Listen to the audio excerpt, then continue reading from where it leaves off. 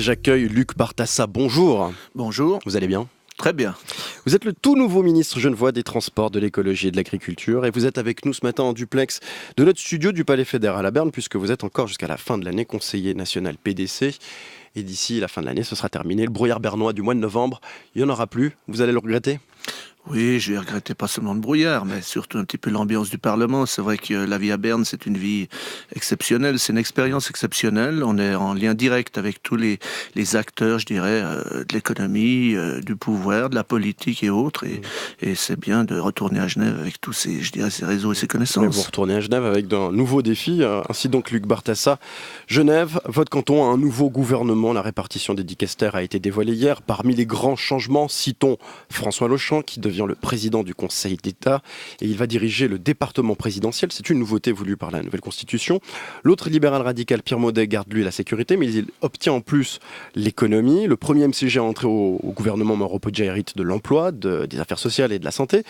Quant au département sensible de la mobilité, eh bien, il est pour vous, Luc Bartassa. Vous reprenez donc les transports, mais aussi l'environnement et l'agriculture. Content ? Tout à fait content. Oui, je l'ai dit pendant toute la campagne que c'était des dicastères et un département qui me plaisait. J'étais prêt à relever le défi avec, comme je vous l'ai dit tout à l'heure, une connaissance de certains réseaux à Berne et puis un enthousiasme sans limite face au ras-le-bol de certains Genevoises et Genevois. Donc vous serez quand même attendu au tournant, notamment sur ce département sensible qui est celui de la mobilité. On parlait des fois, à l'époque de Michel Kunstler, de département de l'immobilité. Vous allez faire comment pour changer tout ça ? Écoutez, on a déjà changé l'appellation. Ça s'appelle le département des transports. Maintenant, écoutez, moi, j'aimerais pouvoir mettre sur place assez vite, je dirais, ce qu'on peut appeler l'organisation d'états généraux de la mobilité, avec tous les acteurs de cette mobilité, les milieux économiques, les TPG, les deux roues et autres. Je crois qu'il faut se remettre autour de la table. Il faut peut-être aussi mieux communiquer avec les Genevois, peut-être leur poser la question de savoir aussi ce qu'ils veulent par rapport à leur transport public. Ça se faisait pas ça avant ? Pas tout à fait, non. Disons qu'on voyait Madame Kunstler, qui connaissait très bien ses dossiers, mais qui est un petit peu brouillon dans sa communication.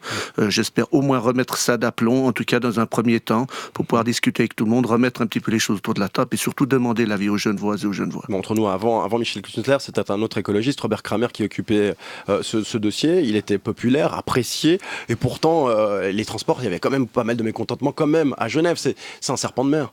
Écoutez, monsieur Kramer, à l'époque, a dû mettre en place aussi tout ce qu'on connaît aujourd'hui dans le réseau, qui est quand même un réseau qui je dirais, tient bien la route, si je peux pas dire autre chose, à Genève. Maintenant, il y a un petit peu je dirais, au niveau pratique, certaines choses à revoir, certaines choses à innover, certaines choses peut-être aussi à proposer.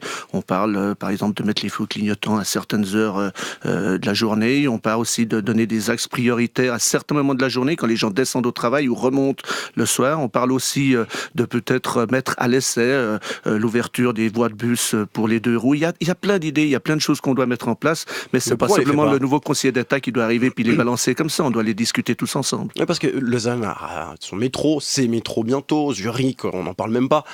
Pourquoi à Genève, il y a un manque d'innovation, de volonté, d'imagination, de folie ?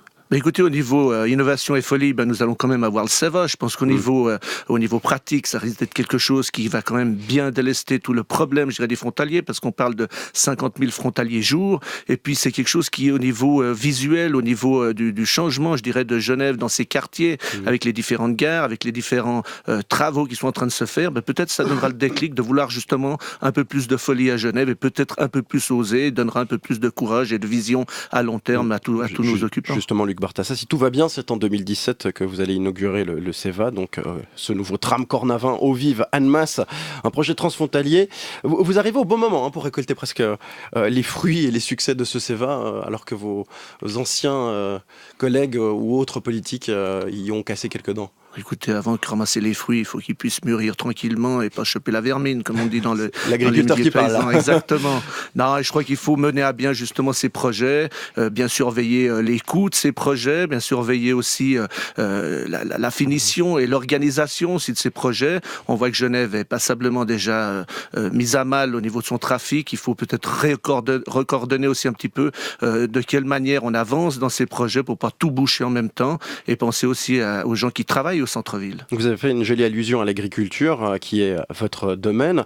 Pourtant, la mobilité, les transports, la planification des transports, c'est un travail d'ingénieur, pas d'agriculteur. Comment concilier les deux? Comment vous imaginez cela? Écoutez, j'ai travaillé à la commission des transports à Berne, j'ai beaucoup de réseaux, je suis quelqu'un qui sait s'entourer, j'ai, comme l'a dit monsieur Stauffer tout à l'heure, un certain bon sens paysan, un peu plus pragmatique. Je suis aussi un entrepreneur, j'avais une entreprise de paysagisme, donc l'environnement, l'urbanisme, je sais aussi un petit peu comment ça se passe. Je connais beaucoup de gens à Berne et à Genève aussi, dans les milieux de l'agriculture, de l'environnement. Je suis quelqu'un qui travaille avec tout le monde, je suis quelqu'un d'ouvert, je suis quelqu'un qui écoute, et j'espère qu'on va pouvoir continuer comme ça, mais aussi définir des priorités et avancer concrètement. Je crois que c'est ce que veut notre population. Justement, comment le paysagiste voit un petit peu le dossier de la RAD avec les votations, avec les élections de dimanche, enfin les votations de dimanche et le résultat que l'on connaît? Vous y croyez encore à ce projet? Écoutez, bien sûr, j'y crois encore, parce que tout ce qui touche le lac ne touche pas les plages. Donc, au niveau juridique, on peut aussi discuter là-dessus. Et le canton primera sur les décisions de la ville ou de certaines communes. Mais de nouveau, il faut se mettre autour de la table, il faut discuter. Et si on veut avoir un jour ce fameux périph' autour de Genève pour pouvoir délester son centre et en faire un lieu peut-être plus convivial pour nos commerçants et les gens qui y vivent, il n'y a qu'une solution, et on sera condamné à le faire dans ce gouvernement avec les 3 pôles qu'on connaît à Genève, c'est discuter, c'est se mettre autour de la table, mais de nouveau, définir les priorités et les mettre en avant et les mettre concrètement sur le terrain, parce que sinon on va continuer à pas bouger. On le sait que certains ont déjà dit que pour les 20 à 30 ans à venir, tout est bouché. Bien, moi, je me lance le défi de pouvoir déboucher un petit peu tout ça de manière concrète et simple dans un premier temps, et puis après, continuer à se battre avec nos représentants à Berne pour pouvoir obtenir les fonds nécessaires pour faire la gare en sous-sol, pour faire un jour cette traversée du lac. Et de donner une date, puisque vous aimez ainsi donner des poussières et tout cela, alors donnez-nous éventuellement, faites-nous rêver un peu, Luc Bartassa, quand les Genevois pourront traverser la RAD. J'espère qu'ils pourront la traverser minimum dans les 15 ans, 20 ans à venir, en tout cas sur le papier. C'est vrai qu'on parle maintenant plutôt de 20, 25, voire 30 ans. 2033. J'espère réduire de moitié au moins cette chose-là, mais c'est un peu un espoir que je lance comme ça. On sait très bien que c'est l'argent qui va nous manquer, et il y a une idée, en tout cas sur laquelle on peut travailler, c'est le PPP, le partenariat public-privé, que les milieux économiques ont relancé, que donc certains en parlent depuis longtemps aussi, et j'en fais partie. Donc je pense que là, il y a une idée à prendre, mais bien l'expliquer, surtout que ce que les jeunes voient vont devoir payer d'un côté, qu'on puisse le réinvestir aussi de l'autre. Ce sera bon pour nos archives, ça, comme ça on pourra revoir si effectivement... Tout à fait. Non, puisque la RAD, depuis le nombre d'années que les différents politiques ont dû se prononcer là-dessus, et bien évidemment... La RAD et le lac. Et le lac, et les arbres. Et de nouveau, là, le paysagiste que vous êtes, j'ai envie de lui poser la question, est-ce qu'on peut encore couper un arbre à Genève, avec notamment cette question de la RAD? Mais du moment que quand on remplace un arbre qu'on coupe, on peut l'expliquer, c'est nouveau une histoire de communication. Quand vous parlez de couper des arbres, ça fait peur à tout le monde, mais si vous parlez d'en replanter le même nombre, voire le double, pourquoi pas? Et c'est un aménagement. Genève doit aussi évoluer, Genève doit changer. Peut-être qu'il y a des quartiers où on doit replanter des arbres, et peut-être d'autres, on doit en couper quelques-uns.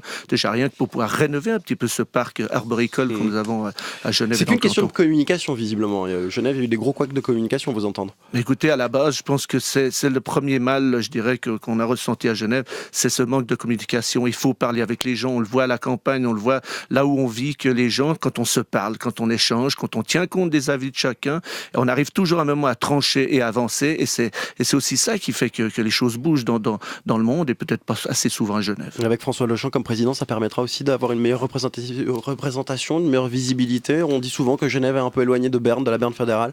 Alors écoutez, moi c'est le premier cri que je lançais à l'époque quand je vais remplacer Jean-Philippe Metz, c'est justement, on attendait trop que les Bernois viennent à Genève. Non, c'est à Genève aller à Berne, et je pense que, en tout cas, on l'a compris, on est plusieurs à venir des réseaux bernois, M. Podja, M. Hedgers et moi-même. Je crois que M. Longchamp a aussi compris, depuis quelques années, en mettant en place les fameux 3 postes de ces dames qui servent justement à faire le lien entre la députation genevoise et le Conseil d'État. Et nous devons nous servir aussi un petit peu plus de nos conseils nationaux et conseillers nationaux pour venir aussi dans les commissions, pour venir informer. Alors c'est vrai que c'est beaucoup de travail, mais je crois qu'on doit de nouveau mieux parler ensemble, pour mieux reconnaître ce qui se passe à Berne, et pour pouvoir un jour ça se passe aussi sur Genève. Le déclassement des zones agricoles, c'est aussi un des points importants du plan directeur cantonal, un point que vous allez devoir défendre. Ça va être difficile au niveau affectif pour l'agriculteur que vous êtes?